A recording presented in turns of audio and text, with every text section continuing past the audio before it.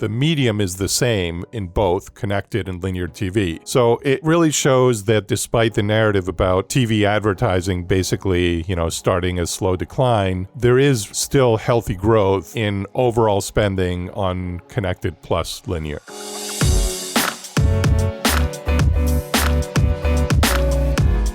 Hey gang, it's Tuesday, January 4th. Paul and listeners, welcome to the Behind the Numbers Daily, an eMarketer podcast made possible by Smartly.io. I'm Marcus, and today I'm joined by our principal analyst who heads up our advertising and media practice. It's Paul Verna.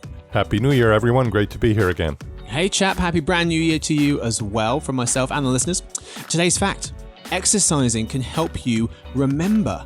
So if you do physical exercise within 4 hours of learning something, you are more likely to store that in your long-term memory, according to researchers at the Donders Institute for Brain Cognition and Behavior in the Netherlands. Description exercise is known to release proteins that can boost the part of the brain related to memory, and this study suggests the timing of it is crucial.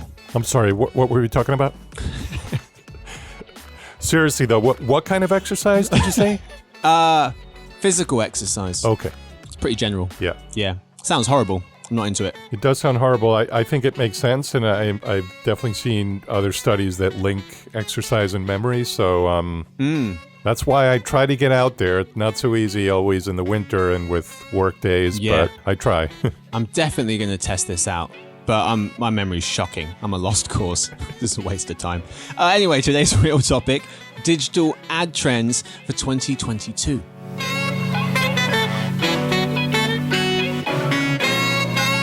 So Paul, today we're talking all about what we see as the major digital ad trends for this year, 2022. And by we, I mean you.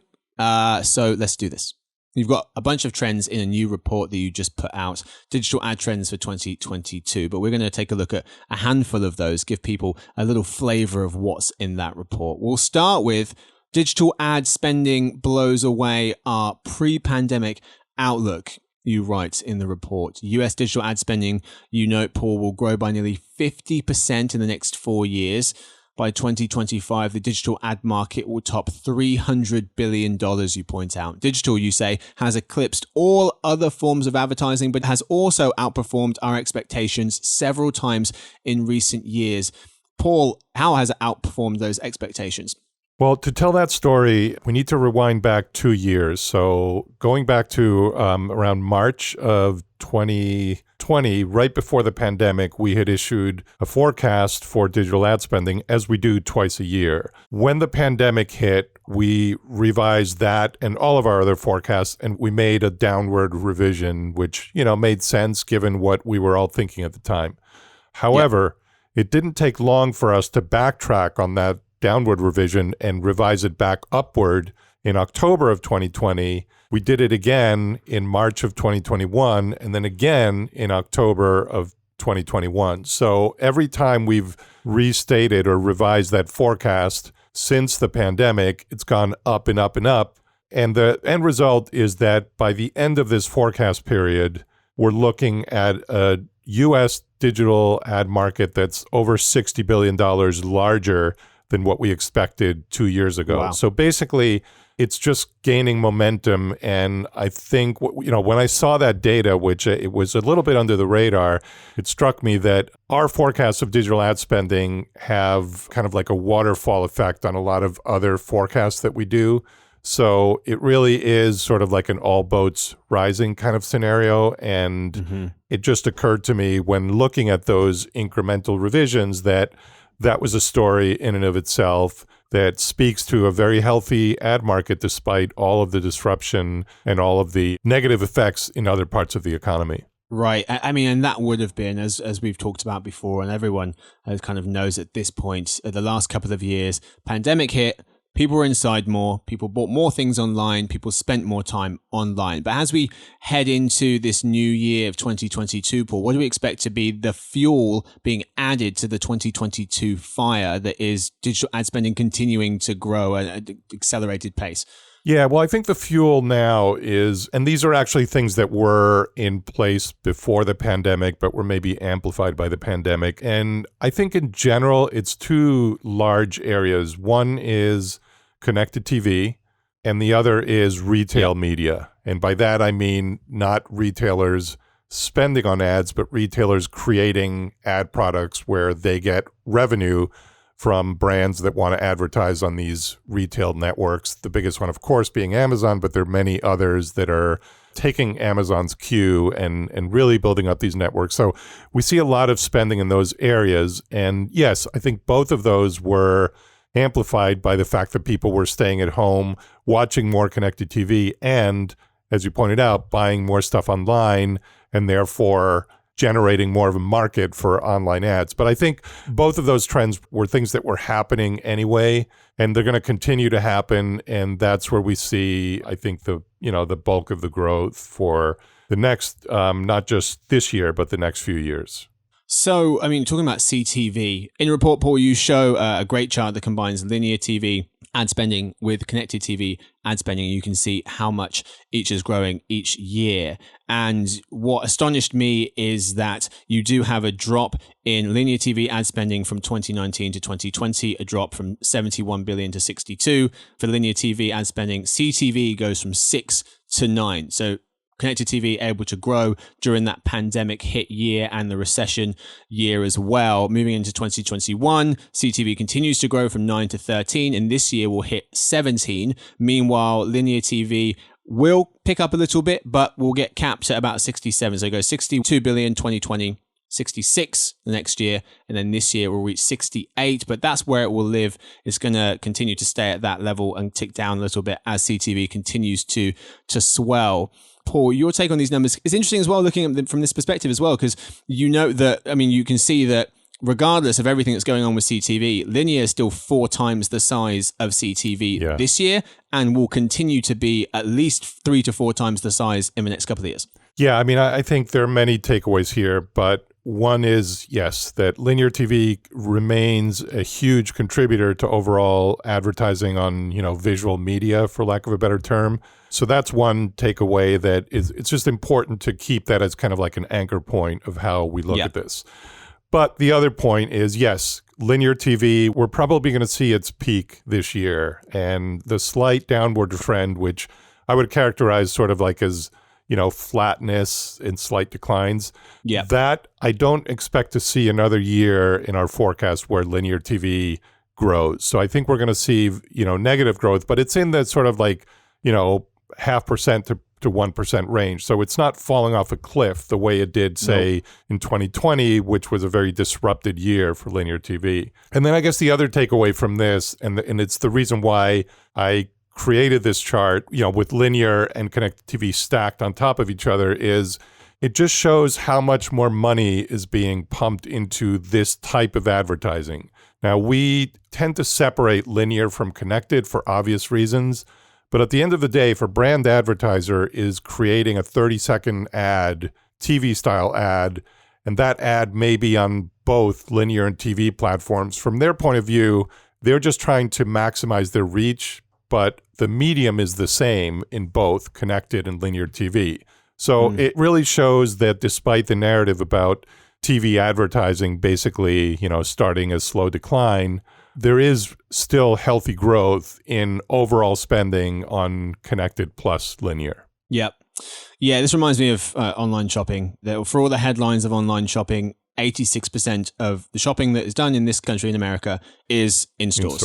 And for all the headlines of CTV, there's still an overwhelming majority of dollars being spent on linear TV when you look at linear versus connected. Paul, let's move to another prediction you have here, which is the pendulum is swinging toward AVOD, advertising video on demand. Paul, quickly for the audience, what are we talking about here when we're talking about AVOD? What kind of services?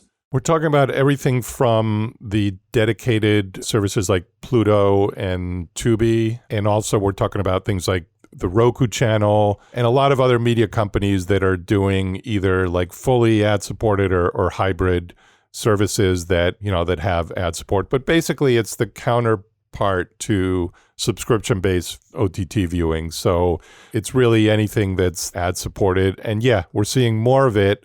partly because there's been a glut of new subscription services. The prices of subscription services are inching up. So I think people, for a while, they were eager to try the new services. Many of them were offered at a discount or as bundled deals. But as those discounts and bundles run out, and as people begin to get a feel for what the services do and don't offer, they're starting to be more selective about which ones they stay with. So, they're more likely to cancel out of ones that aren't working for them. So that's giving even more fuel to the ad-supported video because it's just easier and you don't have to pay for it. They are, but what's interesting, Paul, is that you write that there isn't a backlash against SVOD. You call it a realignment of viewer preferences. So one would, could assume that, AVOD is growing. That must mean people are sick and tired of paying for things to watch via digital. But you're suggesting that actually, no, it's not a backlash at all. Yeah, I wouldn't call it a backlash because we're still seeing a lot of growth in especially the top platforms on the subscription side.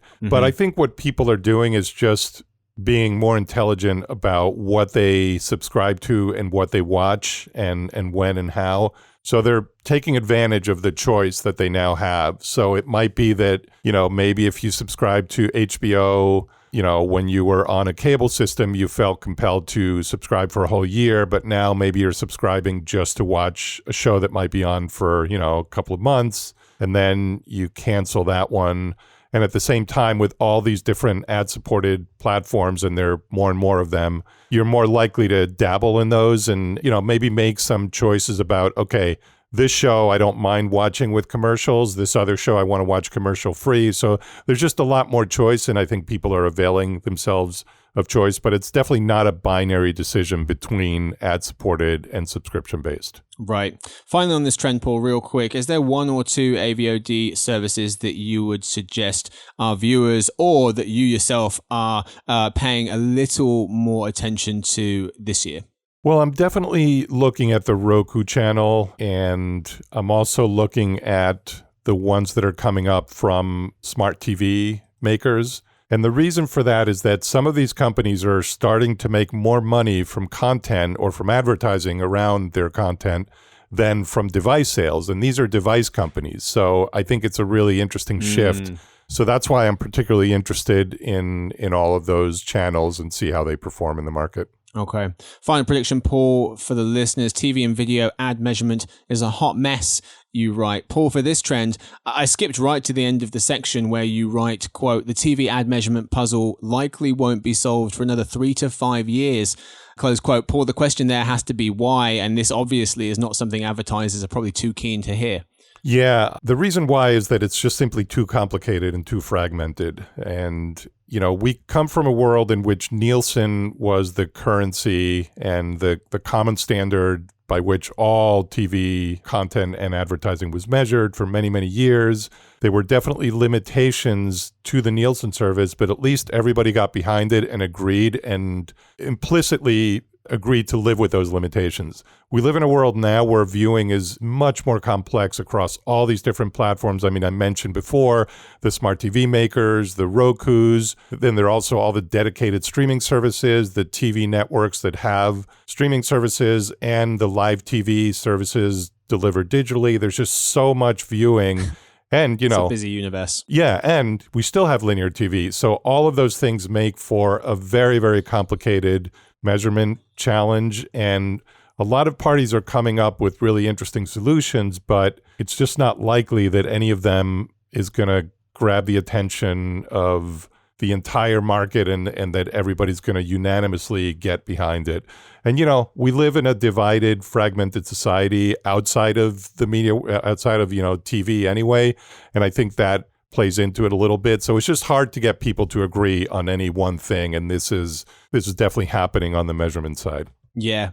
When you hear 3 to 5 years, at least I myself, and I'm not an advertiser, I panicked. That's a really long time. But then when you laid it out there, lots and lots of different players, lots and lots of different priorities. And it seems like we're almost in the kind of testing phase. People are trying out different measurement standards, techniques, and then we've also got to agree on one of them even after the testing part's been done. And then start to see the results of that. So yeah, actually maybe 3 to 5 years isn't long enough, perhaps. It could be even longer, but I think it does sound a little shocking when you say it, but then when you really peel back the layers, it just doesn't seem realistic to expect anything comprehensive to happen in less time than that. Yeah, the deprecation of third-party cookies seemed like it was years away when dates were announced, and then it was like, well, hang on a second, that's not nearly enough time for me to get my house in order. Seemed to be a lot of the narratives coming out from a lot of folks. That is all we got time for the lead story. Time now for the halftime report. Paul, your one takeaway from the first half, please.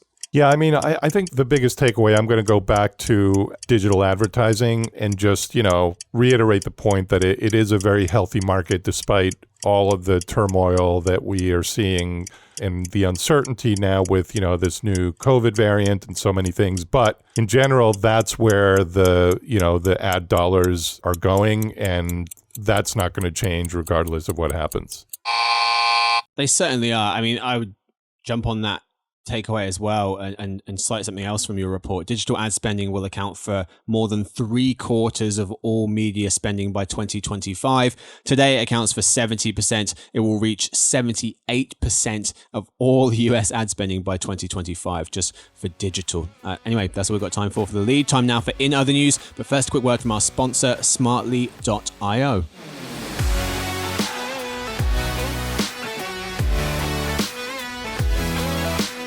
Hi to all the social media marketers out there, listen up. Social platforms have become more important than ever for brands. You know this. So if you're looking to scale your social advertising in 2022, look no further. Smartly.io is number one in social media advertising. They help brands automate every step of the process by combining creative production and ad buying to unlock greater performance.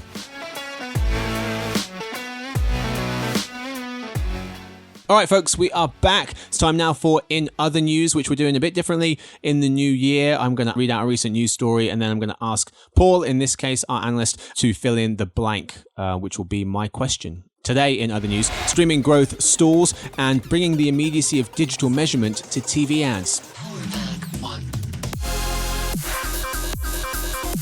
Story 1. Streaming growth stalls, writes Sarah Fisher of Axios. Netflix has been hovering just above 200 million subscribers for the last 4 years. Amazon Prime was living at 150 million for a while before a recent surge. Even the newest newcomer Disney Plus has leveled off, as have Paramount Plus, HBO Max, and Hulu. Ms. Fisher writes that subscriber growth slowed in Q3 for most of the major streaming services, prompting analysts to consider whether the subscription streamers are prepared to compete globally as the US market saturates. Paul, video streaming growth stalling is blank. Inevitable, just given how many services have cropped up. And, we're focusing on the big ones, but there have been so many others that have come into the market that are creating more competition.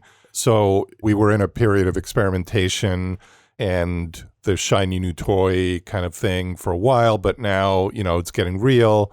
And I think all of these companies can expect less growth in the US.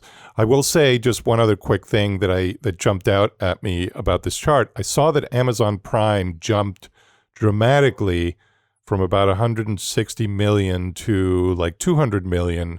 Now, these are worldwide numbers, and that growth must be coming from outside the US. So Amazon must be making a big push to gain more members. And by the way, the chart shows Amazon Prime, not Amazon Prime Video. The two run kind of like neck and neck. I mean, most people who are on Prime are also watching video, but Amazon doesn't break out Prime Video subscribers on their own. And they don't really necessarily break out Prime either. They just once in a while will drop a number, which is what they did recently, and that's where this chart is getting that information from. But there is a big, big jump, and to the point that Amazon Prime is getting very close to Netflix, and that would be a big change in terms of like the alignment of these services on a global basis. Another point that was mentioned in the article, data from Magid suggests the willingness to pay remains at 4 services for about $10 per video streaming service. Story 2, Univision looks to bring immediacy of digital measurement to TV ads, writes Insider Intelligence analyst Daniel Konstantinovich per Ad Age. Daniel notes that the new method will monitor actions like searches and purchases of a product online immediately following a TV ad to measure impact and to predict which time slots are most effective for advertisers. Paul, Univision bringing the immediacy of digital measurement to TV ads is blank. It's a small step for mankind, I guess I would say. It's definitely an interesting project that they have, and I'd be very curious to see how it plays out. But as of right now, there's very little information about who the partners are and how it's actually going to work. But, this goes to the point of the TV measurement that we talked about earlier, where it's inherently challenging to measure viewing across linear and connected platforms together. So networks are coming up with different ways of doing it. Ad tech firms are also jumping into the game with, proposals. So, this is an interesting tidbit, but I don't think it's going to be a game changer for the whole industry unless this method of measuring or attributing, purchases to TV advertising somehow, is like the new, or everybody suddenly gets behind it, which remains to be seen. Right. Well, that is all we have time for. Thank you so much to my guests. Thank you to Paul. Thank you. And thanks to Victoria. She edits the show. Thanks to everyone listening. Tune in tomorrow for the Behind the Numbers Brand Anatomy, an eMarketer podcast made possible by Smartly.io, where our very own Jeremy Goldman will be speaking to Cadian Langley of Renfro Brands.